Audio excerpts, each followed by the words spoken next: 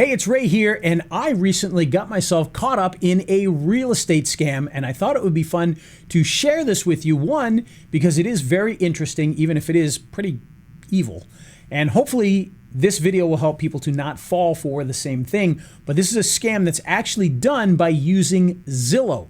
Now, you think Zillow is a huge company. You'd think that they wouldn't be able to let people get in on these kinds of scams through their system. But apparently they do, and I'm going to share with you exactly what the scam is. It's actually pretty ingenious, yet very simple, and could really hurt people. So I hope you pay attention to this. What I'm going to do is I'm going to switch over to the Zillow website and show you what I came across. So this right here is a listing that I was looking for. We're looking for properties in and around Atlanta, in this case in Loganville, the town that I live in. We're looking for properties that are 3 bedrooms, 2 baths, that have a garage, and that are reasonably priced, that fit our little mathematical formula for rental properties. Well, this one here actually blows away what we want. I mean, this is so inexpensive, $195, that you really can't overlook that. That's an incredible number, and even though the house is a little blocked there, you don't have much information. As far as pictures go, it looks pretty good for a house of that, you know, what looks like a fairly new house, a 2,000 square foot house with 3 bedrooms and 3 baths for $195. I mean, that's a really good price. Now, it is a for sale by owner, so my thought originally was, there must be something wrong with this house, and there's no pictures other than the main one here. But quite honestly, with for sale by owners, it's not that unusual that the properties don't have a lot of information. Now, immediately when I started to look at this more closely, my radar did go up, and I thought it was actually a mistake. I thought that this is supposed to be $295 and that they accidentally put $195. Well, come to find out, not an accident at all. And the reason I say that is because as I went down here, and because I always try to look at the past history of these houses here. One, they say the Zestimate, which, by the way, don't really believe the Zestimate, says 305. Okay, so why is it 195 if it's 305? That's a pretty big difference. Coming down here, listed for sale on 9/11. On 7/12, 2 months ago, it sold for $289,900. So somehow, in the last 2 months, it dropped a third of its value. Probably not likely. So that's why I said, oh, you know what? It's probably supposed to be $295, which, by the way, still not a terrible deal. And something that we could work with as an investment property with the people that we're working with. So I said, okay, well, they made a mistake there, but maybe we'll get lucky. Maybe they really do only want $195 for some reason. Who knows? So I contacted the person, and I would normally not, I'd normally block out the person's number, but since it's an actual scammer's number, and they even admitted to me that it's a scam, and told me kind of how they do it, I'm not afraid to have that number on there. But this is the actual number that was on there. This is the actual number that I called and the actual number that I texted afterwards. And so here's how this scam kind of goes. So this guy found a property that had recently sold, and he put it back up and just used the pictures that already existed, just one picture, because he's not going to waste his time putting too many pictures. So he put this listing back up, probably just copied all the same information, but put it up as a for sale by owner. Probably put the same information that was in there before when it was sold, and just used all the information that existed, got this in there, and then starts to get people to call him on the phone or text him. And so this is where it went. I'm going to show you the actual texts here. Okay, so here's how it started. I got a text back from him this morning. And as soon as I saw this, I said, "Good morning, God bless you, Ray." So should have known. That is the lovely opening line of all the scammers that come out of other parts of the world is to say God bless you in everything they do. He says, "How are you doing today? I'm so sorry if I'm responding so late." Now, the first thing here is notice his English is actually pretty good, so there was no red flags with that per se. Although going back, the God bless you part, probably a red flag now that we see it in context. And I said, "Hi, my apologies, but who is this? It doesn't show your name." So I didn't know who it was at the time. And he says his name is Kenneth Lyerly. Didn't put that big together before. Lyerly, okay. The owner of the house you called about in Loganville. Now, I'll be honest, I didn't know which house because I called on a few houses in the last couple of days. He says, I figured it was that, but wasn't sure. So I did. I figured it was somebody that was one of the people I'd contacted. I said, I would love to come out and see it, because obviously if I called, I know I want to see it, even if I'm not sure which one it is yet. Okay, that's not a problem. Are you a realtor or agent? I said, neither, just a buyer. When can we set up a time to see the home? He says, are you available today? And then he asks again, which I thought was weird at the time, are you a realtor or agent? I said, I can be. In other words, are you available today? I can be. And no, I'm not a realtor. I'm a cash buyer looking for a potential rental property. I was about to head to Lawrenceville for a couple of hours, but if you could be able to meet this afternoon, I will cancel that for today. Well, he didn't get back to me, so I didn't cancel it. He says, so sorry I won't be there, but I'll get you registered in the lockbox system so that you can get the code and get the key from the inside to view the house yourself. Again, his English is pretty good with the texting here, so there's no major red flags with this. Is that okay? I said, that would be fine, which it is. I'd rather have that. So do you have the address? I said, I'm in the car, so I don't have it with me. So he says, okay, I'm heading toward, this is a couple hours later. I said, okay, I'm heading towards Loganville. Can you resend me the address and the key code? Thanks. So he sent me this address here. Now, I want you to notice something about this address. This address is not the address that was in the actual listing. But of course, I'm in my car. I'm not looking at my computer. I've looked at 20 different houses in the last 24, 30 hours. So I don't remember the address of this particular one. So the fact that he said 1280 Burning Bush Drive was fine with me. Ended up being it was at 1190 Burning Bush Drive, the one that he had posted about.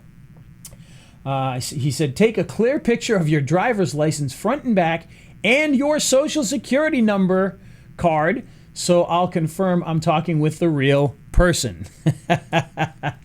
Now, just for reference on this, with this here, after he sent this 1280 Burning Bush, he actually called me on the phone. So, but when he called me on the phone, one, he had a very, very thick accent, which did throw up a red flag because it sounded like it was Central African, the accent. And of course, we know a lot of the scams for these types of things come out of places in Central Africa.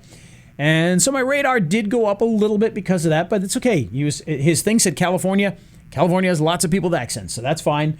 Definitely a major red flag, but you know, I was willing to at least talk to him about that. And he tried to tell me to send him the driver's license and the social security card, but I couldn't understand him because the other red flag is it sounded like he was on Mars. It was cutting out. It was a very bad connection.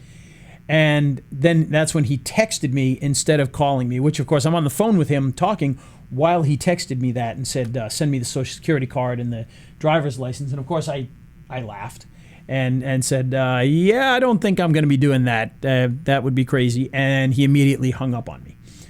So at this point in time, right after this part here, this is where I hung up on him. And then I said, just to let you know, I'm reporting this to Zillow and Realtor.com. Of course, it's not on Realtor.com, so it doesn't matter. And then I finally, a little while later, this was when I went to see the house that was listed, the 1280, which I did a live video of when I went to 1280. I knocked on the door.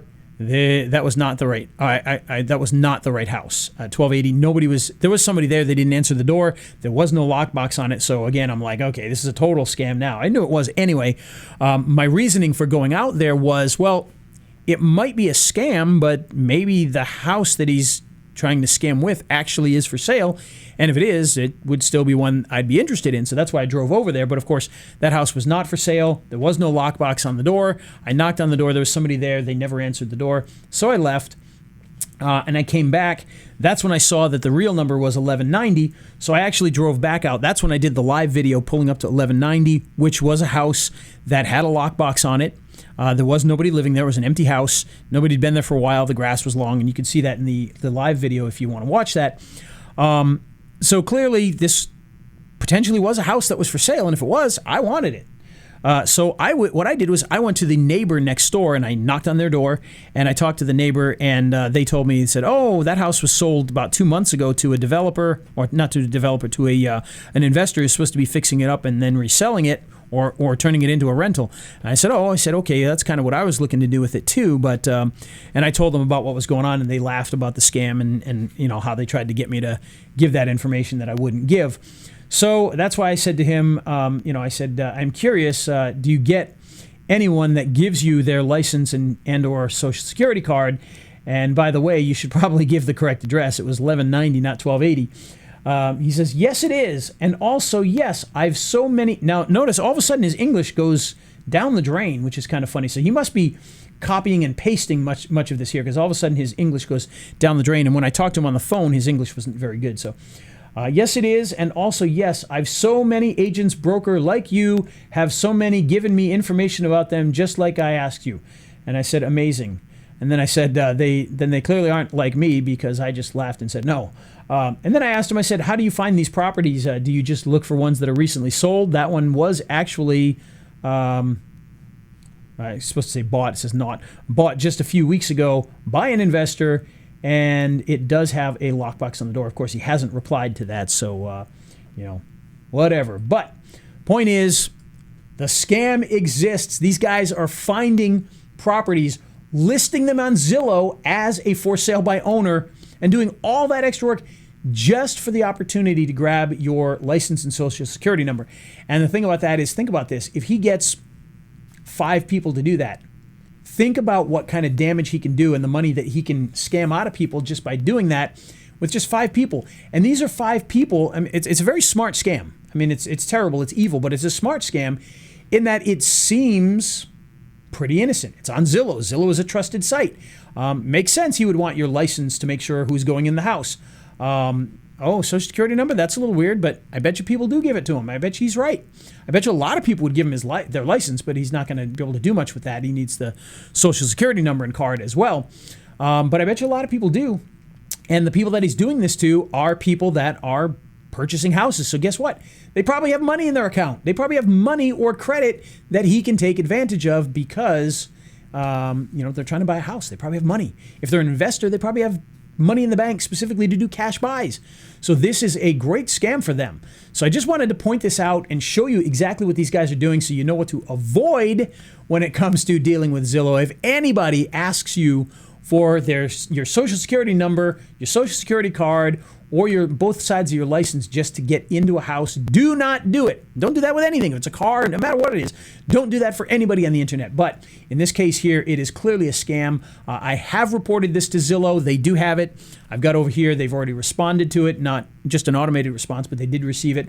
And I let them know that I even have the text messages that he sent me as well. So very, very interesting. We've had some weird, wacky, wild stuff in the last couple of days when it comes to trying to reach some of these, especially these for sale by owners. I had a guy 2 days ago that I was texting about a property, and he was very rude and like, why are you bothering me? And I'm like, you do have this house, right? So it can be very strange out there, guys. So just be careful. Don't fall for this scam, or fall for any other scam for that matter. But this one is especially interesting because they're using Zillow like this to try and steal people's information. So I kind of wish Zillow would pay more attention to these listings. I mean, I took a look at the listing for 2 minutes and was like, this doesn't even make sense. Figured there was something wrong there, but I just thought it was probably a clerical mistake by the owner who put $195 instead of $295. But turns out, total scam. So anyway, stay on the lookout for these scams. Avoid them like the plague, but get out there and start building your business and finding houses that you can turn and flip and sell and rent out and everything else in between. We'll talk to you soon. Thanks.